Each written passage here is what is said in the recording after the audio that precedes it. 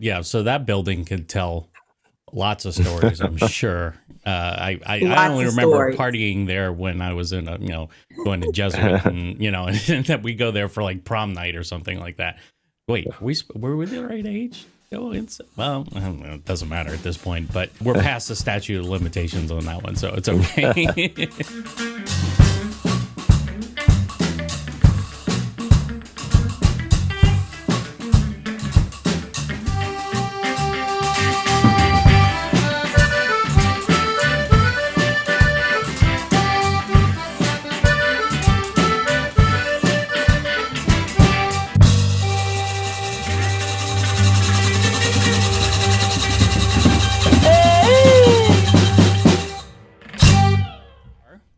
We're back with another episode of Raining Cajun, and today we've got a special guest.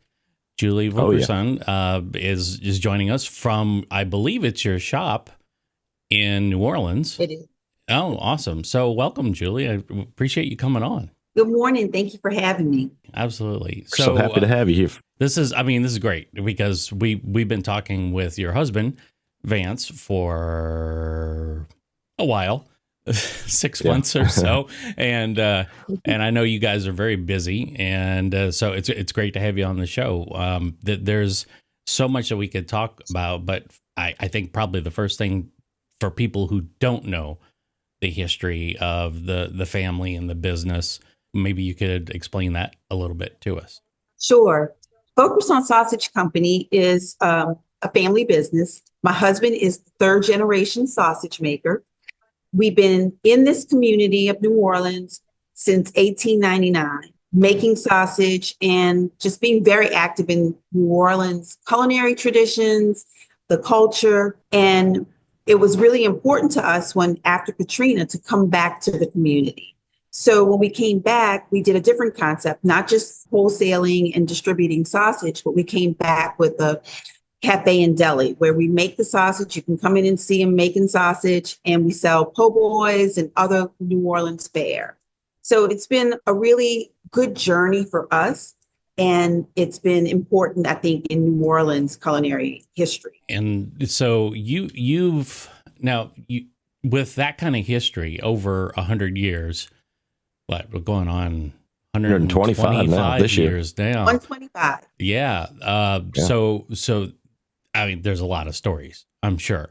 Yeah. Just a lot of things that have happened in the past. And I think one of the things that I noticed, and I know that you guys are very proud of, is that you're the original vendor for the Jazz and Heritage Festival that occurs every year in New Orleans. We are the only original vendor at the Jazz and Heritage Festival. And an interesting fact about it, and I think I talk about it in my book, that the idea of the Jazz Fest, doing one here, came about at my father-in-law's restaurant on Bourbon Street.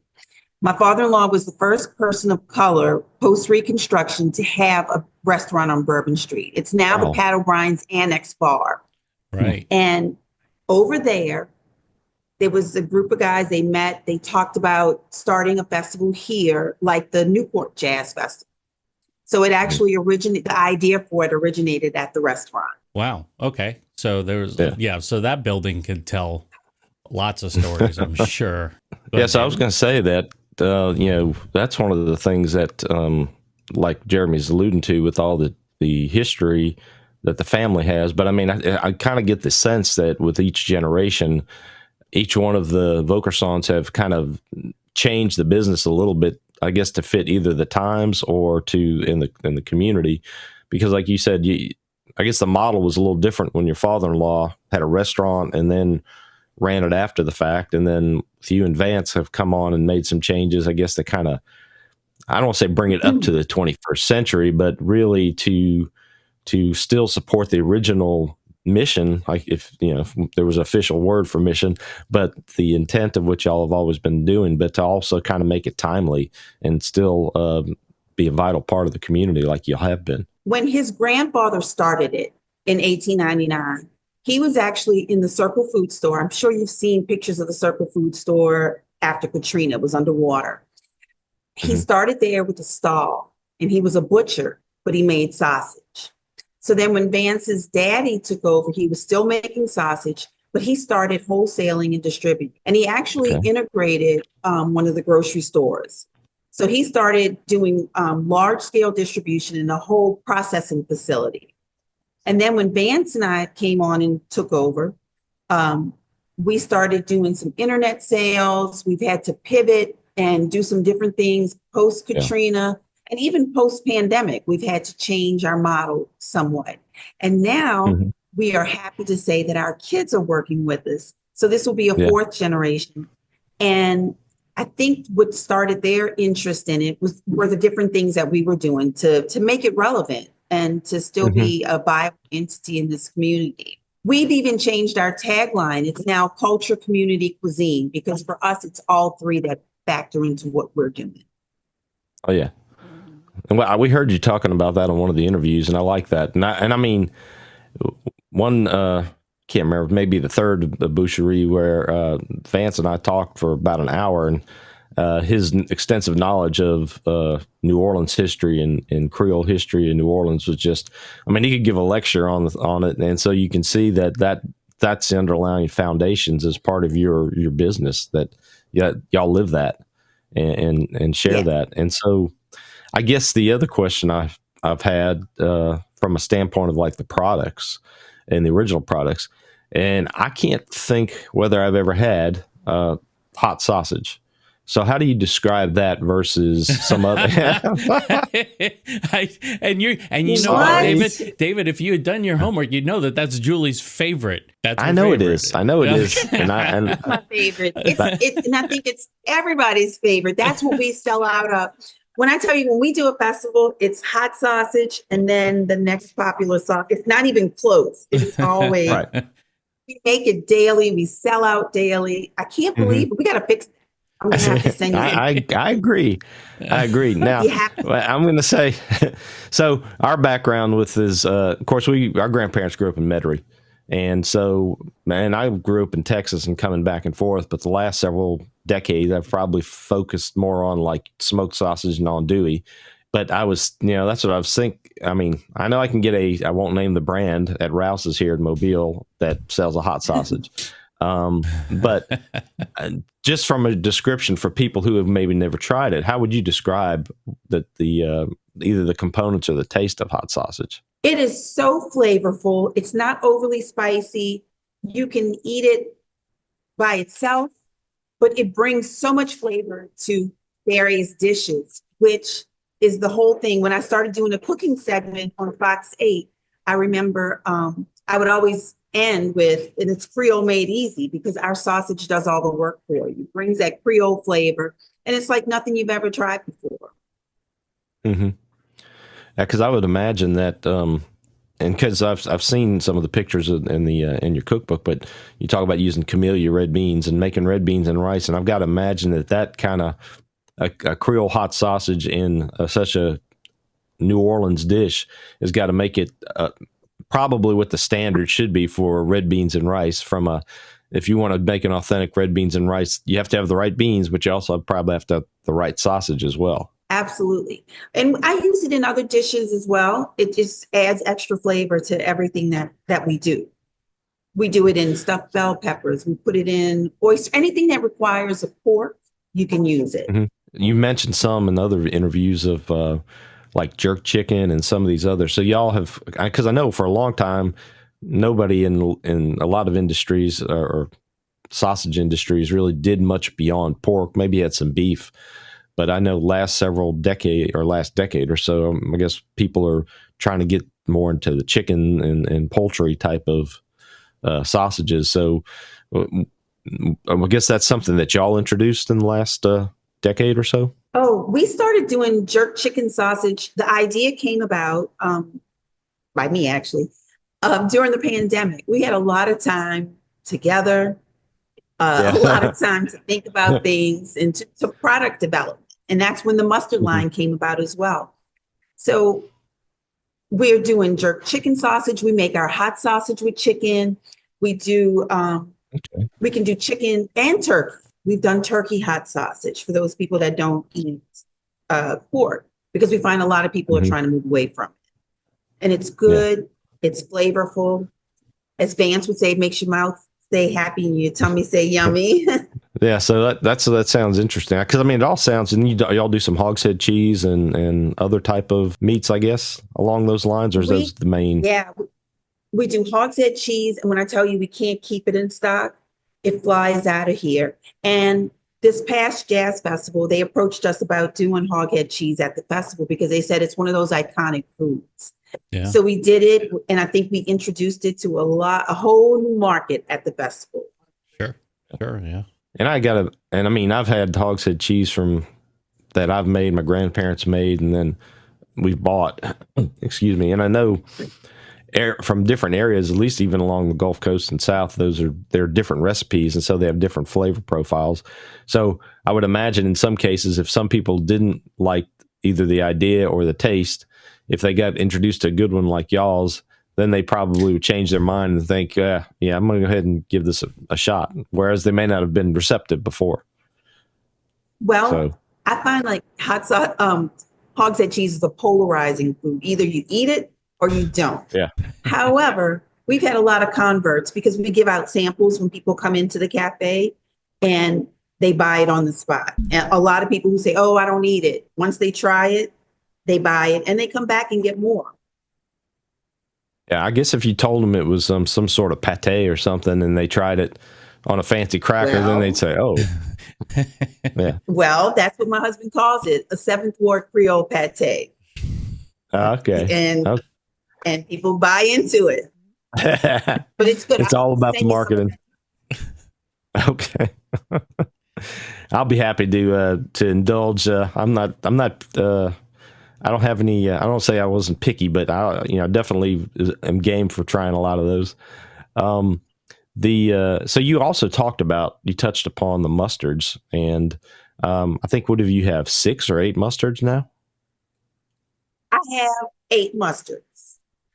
Okay. So after the 2019 Jazz Festival, when I was doing all the accounting work, and getting all the bookwork straight, I noticed that a large portion of our budget was being spent on condiments, and in particular mustard, because what goes with sausage?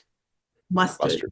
So I got with a recipe developer. I sat with a food scientist. I studied about mustard seeds and their sourcing, the reactions with vinegar. I mean, I feel like I did more studying with this than I did in graduate school. Yeah. But it was a labor of love. I worked on it, I would say, over the pandemic.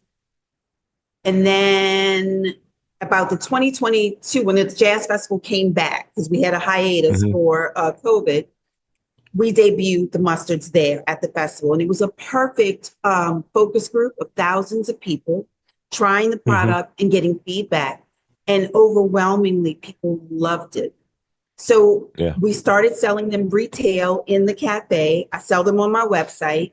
We have Creole mustard, of course. That's where it all began, doing the Creole mustard. Right. Spicy mustard, mango mustard, which goes perfect with our jerk chicken sausage, a Creole green onion sauce, which is made with Creole mustard, cranberry mustard, Louisiana pecan mustard, and a caramelized shallot mustard. So they're all perfectly paired with our sausages, but they're standalone products as well. The cranberry mustard is the last one that I came up with, but it has been a huge hit. Yeah. They sound quite diverse in their flavor profiles to begin with. And because I know a Creole mustard the store-bought brand that I've had, and I was kind of intrigued by, especially the last couple that you had, when you're talking about like the pecan. I mean, how does that, is that kind of, I guess obviously it's nutty, but is it got any sweetness to it, or is it? You taste the mustard, you taste the nuts, and then there is a hint of sweetness because I use cane vinegar in that. Ah, okay. Makes sense. Yeah. So it has a sweetness to it. It's really good. It's an unexpected mustard. The green onion sauce, the staff here says that one's the gateway, because if you don't like mustard and you try that, like you try marijuana and then you move on to bigger and better things, they call that one the gateway. I don't know what you're talking about. It's legal up here. I don't care. People try it and they're like, oh, wow, let me try the rest of it. So we did some mustard madness one year in March, and people voted on their mustards. It was a Okay. really, yeah, it was a great. We gave away a prize at the end when we got down to the brackets, and then a raffle, and hmm and gave away, the favorite mustard. But it's been a really, really huge hit. We're hoping to be in stores soon. I've been approached by a large Okay. grocery store to not only put our products in the store, but to private label for them as well. So that Oh, was cool. that was really good. In the Yeah. cookbook, I have recipes that feature the mustard because Uh-huh. people don't realize you use mustard to make sauces, to as a binder on ribs. Sure. I glaze the hmm pork loin with. I mean, it's just so many things Yeah. you can do with mustard that people don't realize. Right. I mean, my wife will do, she'll glaze beef roast with yellow mustard and start that out. She's from Germany.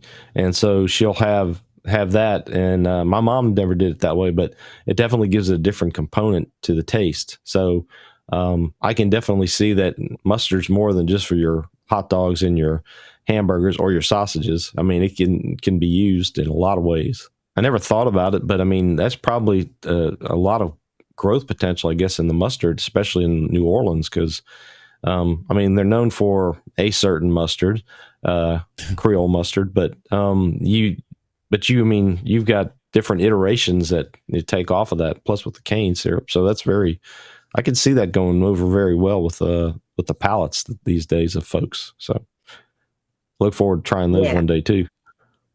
The it's been a trying to think of huge hit. And yeah. I always say sausage is a dipping food. So it was a natural segue for us to do condiments. hmm And next I'm working on a salad dressing because a lot of mustards are in salad Yeah. dressings. And so I'm working on a mustard vinaigrette right now. Okay. So you Yeah. mentioned doing on ribs, and I do use mustard as a binder on ribs, but I'm just using the plain old yellow stuff. So do you have a favorite? Do you have a mustard that you prefer to act as a binder, and then obviously you're putting rub on it and stuff like that? But what do you guys use when you're making your ribs? My favorite is the Creole mustard, Okay. actually. It's like it's just a good Creole mustard. It's a good standard basic mustard, Sure. My daughter likes to use the caramelized shallot, and she does some kind of mixture with brown sugar, and she makes a candied bacon. So good. Oh. We've even done that with the pecan mustard. So good. But my favorite would have to be, just because it's more universal, you can do more things with the Creole mustard than Sure. some of the other. hmm Now, you had mentioned that you had to, during the pandemic, you had to make some transitions. You had to, more internet sales and trying to get more, online. And obviously you guys, you've been doing your kind of parodies on your TikTok channel that I watched. And so for people that are searching for you, or let's say that, like, people like me, that live way outside the region, do you offer all of these mustards and the various products for sale through an online store? Do you do you do that? So I have on my website, I sell all the mustards, the cookbook, t-shirts. On the Vaucresson Sausage website, we haven't been shipping lately because we're trying to work out some kinks. It's hard to ship a fresh product. Sure. The weather has not been cooperating with us when it's extremely hot. All Right. it takes is for one driver to leave a package on the truck too long and it spoils. Yeah. So we're trying to work on some different options for that, and possibly even an external shipper to do it for us. Yeah. But Yeah. the other products, you can get them on my website, imjulieb.com. Okay. Okay. Great. Might have to put some. Yeah, that's what I was going to say. The mustard being much more shelf stable, obviously, or Right. make a great something to ship and probably a good gift for folks at the holiday season. Hint, hint. So Absolutely. yeah. Do you So, guys do you ever dive into gift baskets or anything like that, where you offer up packages for the holidays or just in general? Yes, actually, last year at Christmas, we did a lot of gift sets. Okay. And I think this year I'm even going to do them in some smaller sizes because all the jars are 8-ounce jars. I think I'm going to do some 4 ounces. That way, when you're entertaining, you could have it on a charcuterie board, Sure. or bring somebody a gift set, like almost sample sizes, so that they, like a cheaper hostess gift. Instead of buying a bottle of wine, get a set of 6 4-ounce mustards. Right. That sounds good. And this year, I want to do something with the mustards and the cookbook together too. Oh yeah, that'd be a great idea. Yeah. Yeah. You strike me as somebody who doesn't sit idle very much. No, not at all. It's like I'm hearing all these new things. We're going to try this, or we're going to try that, and I mean, I know I ran a restaurant, and so I know variety is key, and I was always coming up with new ideas, but my staff hated me because I was always changing things. It was like, I don't want to try this, or I want to try that. And so I get it. I get, always wanting to try new things. That's part of being an entrepreneur, and right. Somebody who loves food. I mean, you got to think, is it like, come on, this is awesome. You get to play with all kinds of different recipes and food components. And I mean, half the experience is just trying all these things to see what works, and obviously what doesn't work. But yeah, I was going to say, when I was doing my jellies, that was the same sort of thing. You come up with, of course, it was just me coming up with the ideas, and then but then you'd make a small batch to try to get stuff. And what I found was my problem was, because it was a cottage kitchen, I didn't have a anchor store to sell it from. But the good thing is, like, at least y'all have the complimentary foods, or they come into the shop, or they see it at Jazz Fest. And I guess that's the other thing with Jazz Fest, like you were talking about when you talked about the test case. I mean, you don't just have New Orleans or South Louisiana people coming in there. You got worldwide visitors who are getting the chance to really weigh in, so to speak, from that standpoint. I know y'all have a good reputation to begin with, but then to try it, and then you also get the feedback from them, so you kind of get, it's just not a regional thing, that it's well received worldwide. So that's great. Yeah, and it's been really, really nice, because with the Jazz Fest being so many days, a lot of people come to us. They tell us how we're part of their tradition. Oh, you're my first stop every year. And they tell stories about, how they've incorporated us into their Jazz Fest experience. And then we see them over the next 7 days. They come back every day. And it's an honor to us, because there's so many good foods out there. So for you to come back to us every day, it really is heartwarming. And it's about what we're about, being a part of people's tradition. And, when you talked about doing new dishes, we try to do new things and introduce new things, but we got to stay true to our roots. And, and it all stems off of traditional New Orleans fare, Yeah, definitely. So that kind of gets us into your cookbook. And what I found interesting about the cookbook is that we've done a couple interviews this year with, like, Marcel Bienvenu and her Who's Your Mama? Are You Catholic? And Can You Make a Roux? And with Liz Williams, with her Nona's cookbook. And in those two examples, they were like a family album. There's stories, there's recipes that are from the family, and it's not just, I mean, it's a gift really toward the rest of the family, your kids, and you share it with the community. But it sounds like you created a very similar type of cookbook with stories and family recipes that have been shared from both sides of your family. And I saw a few of the beautiful pictures online of the food. I don't know if y'all do y'all have any family pictures in there as well? There are family pictures, there are family stories. It's not your traditional cookbook, because it's not set up with appetizers, entrees, desserts. It's not like that. The recipes tell the story. So it talks about Vance's family and their history in this neighborhood, the history in New Orleans and the culinary world, Jazz Fest, and all these different things. And then it goes into my family and their position in this community and the stories behind that. And then the story of me and Vance and our kids. So my family, it incorporates all of that. I have family recipes, which were very hard to get because, everybody's a cook. So they're not measuring things. So I had to quantify a lot of stuff. Right. I talk about Creole traditions. Like, for example, when everybody I know, if there were a baby shower, a party, or a wedding, you didn't go out and get a caterer. Everybody made the food at home. Right. My mom had that grinder that she used to attach to the table, and she'd get the chicken and put it in there with the celery and stuff and grind up chicken salad. You had to have deviled eggs. You had to have a shrimp mold.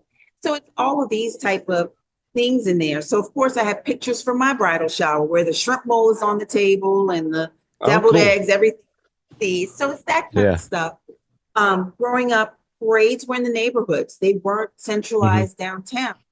And we actually had 2 parades that passed in front of our house. So my mom every year would make popcorn balls and candy apples. So I have recipes, my mom's recipes for candy apples and popcorn balls, because it was something that, and everybody identifies with that because they remember, So it's like things like that I think it's a feel-good book. It's heartwarming. We talk about the highs and the lows and where we're going, where we are now, where we were. What was this is a little bit off topic, but you said, the things you went through. So what did Katrina do for the family business, or do to the family business, I guess, more specifically? So the time of Katrina, when we evacuated, we had a huge order for the prisons and the schools.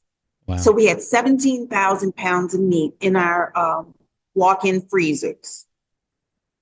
So we lost all of that. We had delivery trucks. No. We were in every grocery store from Baton Rouge to like Slidell. Right. So every Winn-Dixie, every Save-A-Center at the time, Walmart, lost all of the delivery trucks. We had 15 employees at the time. Yep. So it took us, we just opened 2 years ago. So it took us all that time to get back here, 17 years to get back on the corner.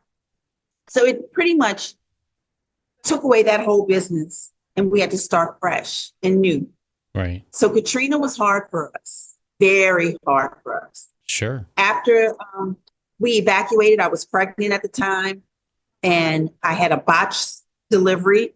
So there's a section where I talk about that, and I have recipes for soup because that's all I could eat at the time. Huh. So I have a lot of recipes for that in there. So like it tells our story and our journey. Yeah. Wow. Well, I think it's important, especially a lot of people don't understand, obviously for a lot of people outside of the New Orleans area, Katrina is a distant memory, right? But there are people that, such as yourselves, as you and your family, you went through so much, being business owners plus residents.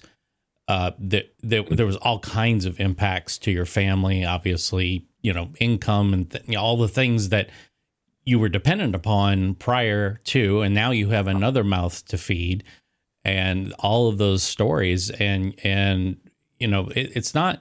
I think a lot of people say, well, why is it that it takes so long, or why aren't people moving back? And I don't think people really understand the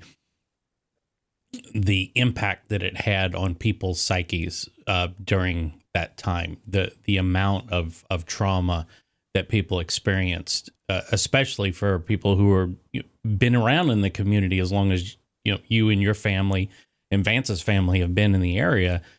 It's a traumatic event, and to get through all the way through to the point where now you have, I mean, I was looking behind you and I can see the everything looks very new and, in that space.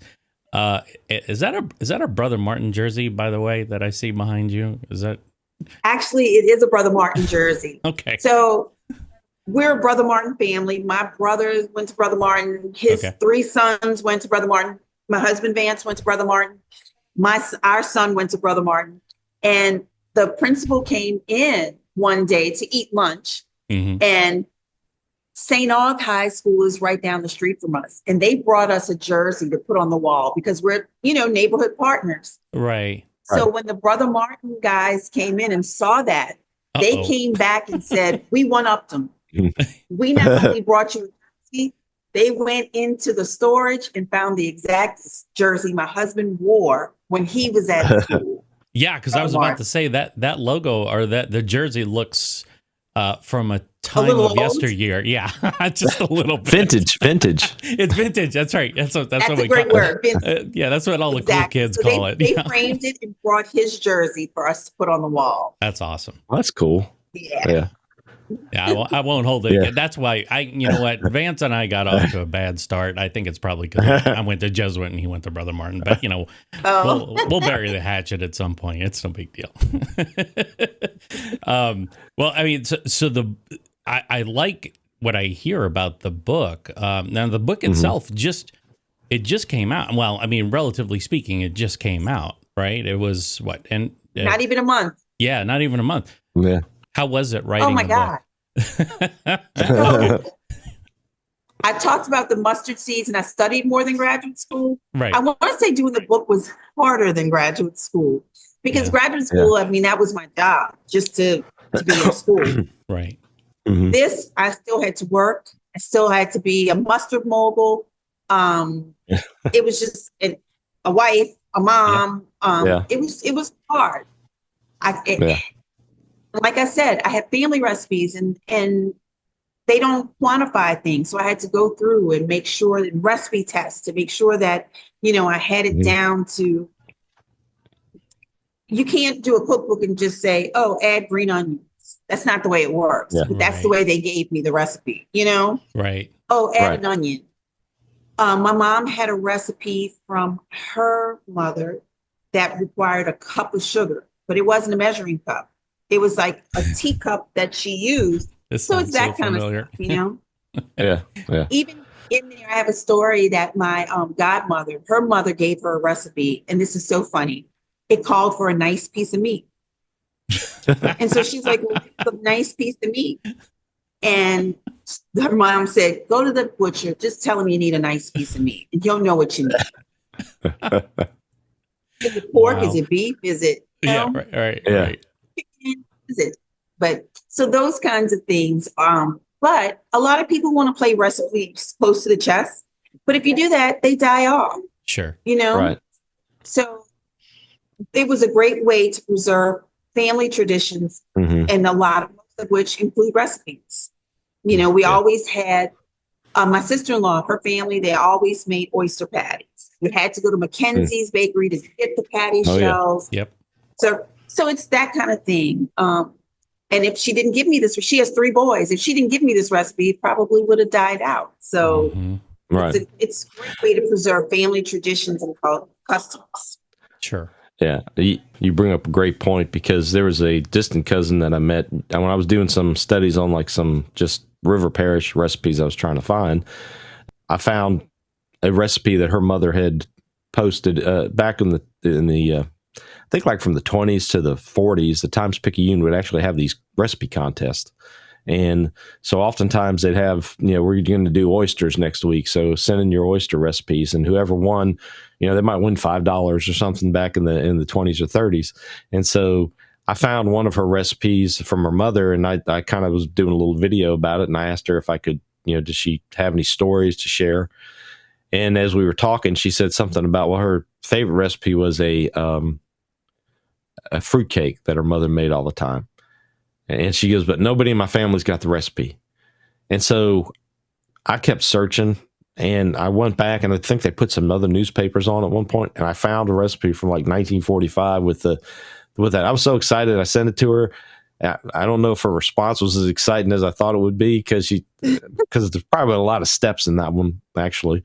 But to your point, that's one of the things with, whenever I find recipes from my grandmothers, I'll either try to reproduce them, at least to taste them. And then I know there's things in boxes and written on the back of note cards or in the spines of books where you might be able to find something. But then, to your point, it's trying to recreate it and see if and what exactly these either measurements or ingredients were. Because on my mom's side, her recipes for roux for gumbos is, cook your roux till it's the color of an old brown shoe, and it's like, okay. Right. It's funny you mentioned fruitcake because my mom has made fruitcake and given them out as gifts for years. And that recipe was a point of contention between us because it was so many steps and she kept forgetting steps and then would call me back and say, oh, I also put this. And so it got to be too much and I didn't feel very comfortable with the recipe. So I let that one out. Maybe if I do another one, I'll put that in because she would make so many at Christmas to give out. Yeah. It was a part of, I just remember it. I didn't eat them, but I know people loved them. Yeah. But it is tedious. Yeah. It's tedious. And it goes against my whole thing of Creole made easy. Right. Maybe Creole made difficult is the next one that you do. Yeah, that's right. Although I did put a recipe for crawfish bisque in there, and that ain't easy. Oh no. You did a show with Poppy Tooker not too long ago, and they were showing some pictures from your book, and like the shrimp mold, and I think then there was crawfish jambalaya was another one that's in there as well. You've put a lot of recipes in there, and it's funny because when I said before that we had heard this before, I think it was Liz that said that when she was putting together her cookbook, that was the same thing. The issue she had is that a cup was a cup. It was not a measuring cup. It was an actual cup of, and she didn't know ratios or anything like that. So she'd get these recipes handed down to her and she didn't know what was going on. And she had to, trial and error. But out of all the recipes, how do you, if there's one that you enjoy the most or one that you make the most, maybe they're one and the same, I'm not really sure, but what from the book is your favorite, and if it's not the one you cook the most, what's the one you cook the most?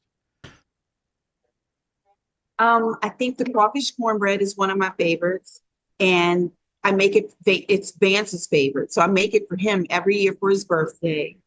It's so good, y'all. It's really, really good. So I like that one. The little bites, is that the one? The cornbread? No, it's a casserole. Oh, okay. Ooh. Oh, it's got crawfish and corn and cheese. It's good. And another one of my favorites is sweet potato soup. Okay. Okay. Just try that one. It's a winner. And there's one of the dips in there that everybody loves, and it's a corn and sausage dip.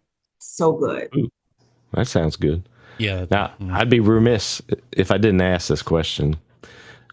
Perchance, do you have a Meliton recipe in there? I do. All right. Of course I would do. Of course. And it's good. I do it in a casserole. I don't stuff. Okay. Yeah. Because it's Creole made easy. And that's a little tedious. Yeah. It does take a lot more time, as I've done both. But usually Christmas, I'll just do one that is a casserole. But I did see one of the segments that you did after you did the little pronunciation video you and Vance did for the Meliton.org group back, was that 3 years ago or so? That you cooked right after that on TV. They look good. Do you do mostly seafood with that, or do you have the hot sausage in that, or do you do the mixture? A little hot sausage in there. Not much, because I don't want it to overpower. Sure. The Meliton. So, but I do crab meat and shrimp and a little sausage. I know a lot of people do. I have friends, their parents put breakfast sausage in it. Yeah. I think the hot sausage, a little bit of that, it just gives it a nice spice. And I don't put much. Like I said, I don't want it to overpower. I think it We would do. be grounds for revoking your New Orleanian card if you're putting breakfast sausage and that stuff. That's you can't do that. Yeah, but if it's their sausage, that might be different, though, Jeremy. Well, but yes, but I'm obviously referring to the stuff, the store bought frozen stuff that it's like, Right. what are you doing, man? I saw Vance. He did a segment with Camellia Beans not too long ago, and talking about, of course, the sausage and the red beans and rice. That looked. And he sang a song. You saw him sing the song. Yeah. It wouldn't be Vance if he didn't do some kind of dancing or singing act. I mean, he is even on Bayou Wild, the segment where they were talking about the boucherie, he was when he was on camera, he was doing some kind of something. He was always a character on camera, right? And but that food just looked amazing. Yeah. And it looked really good. It was, so that looks like the perfect marriage right there, is that the hot sausage with the camellia beans and red beans And beans. Yeah. Beans and sausage go together. Oh, there he is. Look who's making it.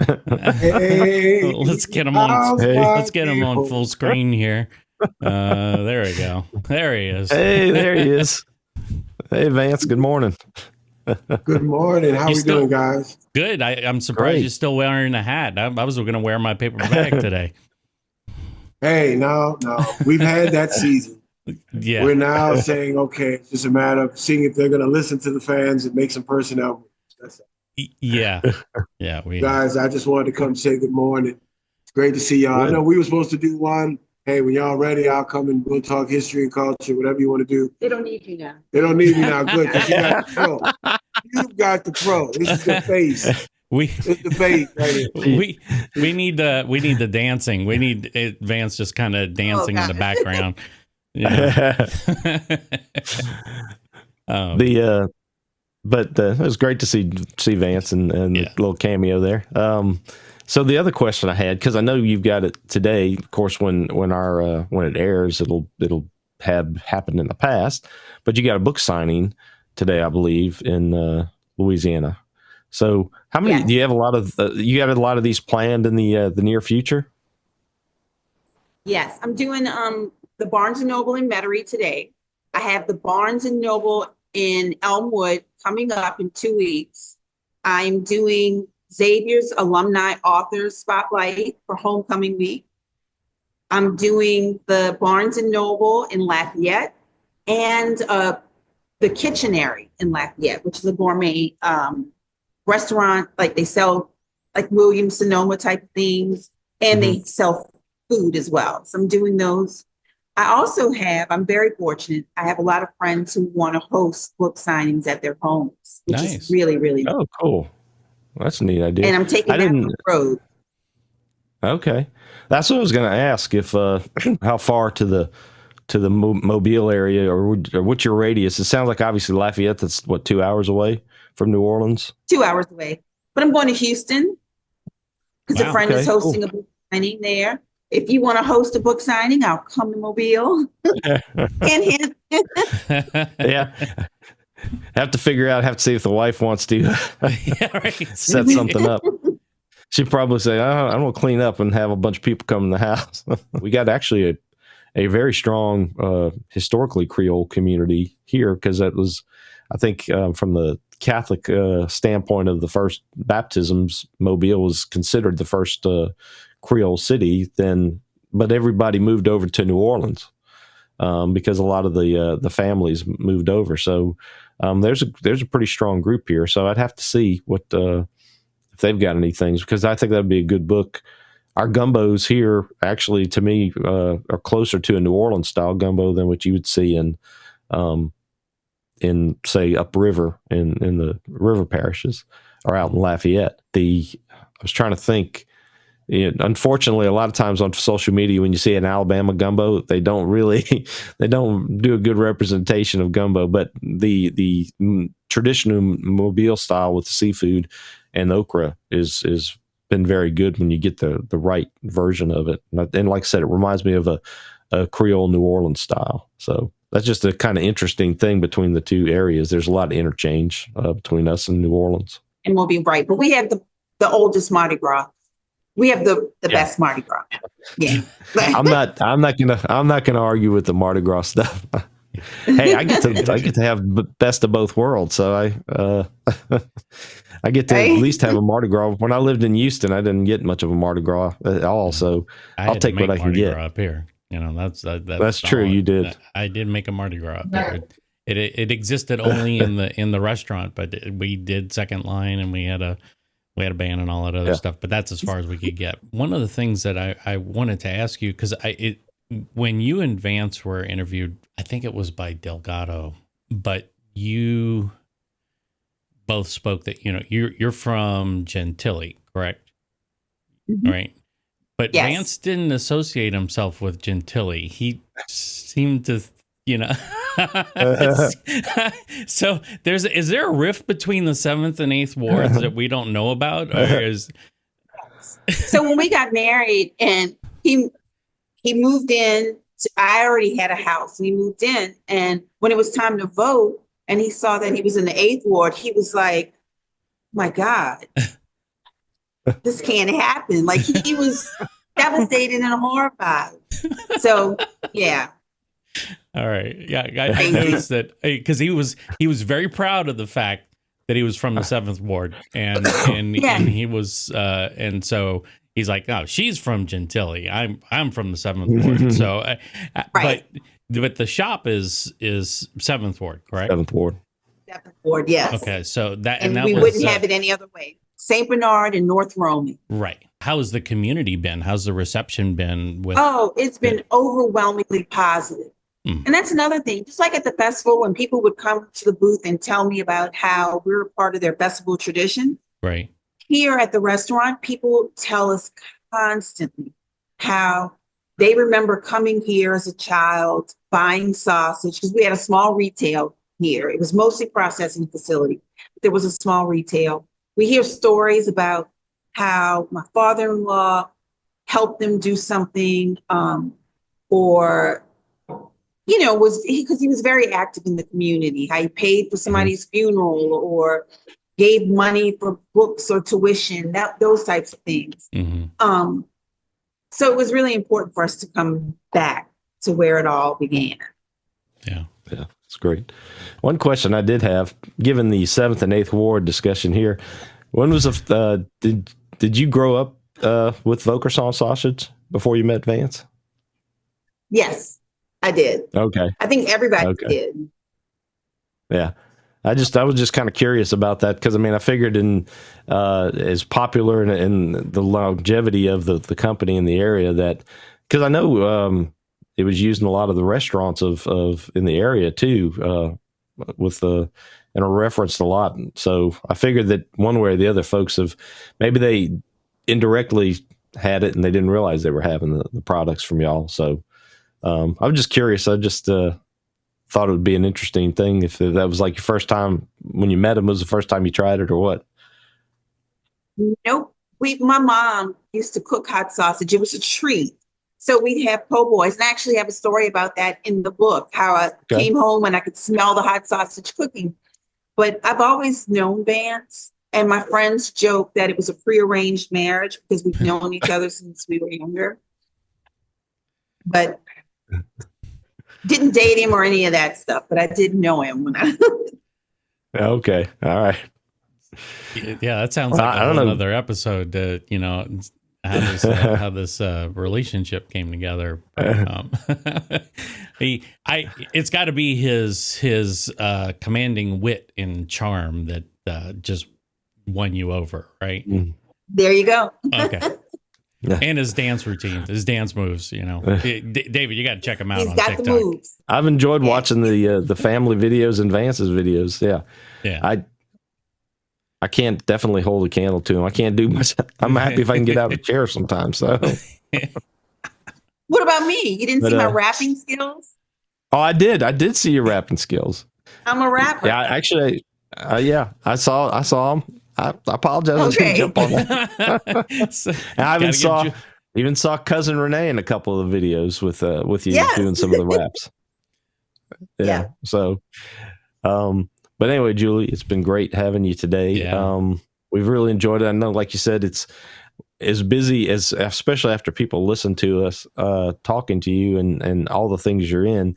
It's obvious, it's hard to pin down a good time that works for everybody because, like I said, y'all working Tuesdays through Saturdays, and I got to imagine even when you're not working, you're working. So you're trying to, yeah. So we really appreciate this amount of you being able to spend some time with us today, and hope the book sales go well. And we'll definitely share it with everybody, and any other things we can do to help promote it, we'll be happy to. The store, the mustards, the books, you just let us know. We'll do what we can. Thank you so much. I really enjoyed this. It was fun chatting.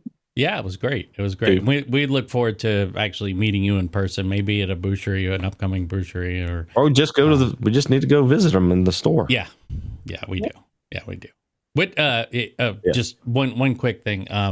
For you do sausage there, but you do po' boys as well at the shop? We do po' boys. We do beans, gumbo, smothered okra. Okay. We do a lot of different things. Sounds like an afternoon. Something for everything. That's an afternoon field trip for us, David. I think. Yeah, we could start there, and then we can go walk it off, and then come back and get some more. All right. Well, that sounds good to me. All right, Julie. Thanks so much for your time. Thank you. I appreciate it. Okay, you take care. All right. Bye-bye. Bye-bye.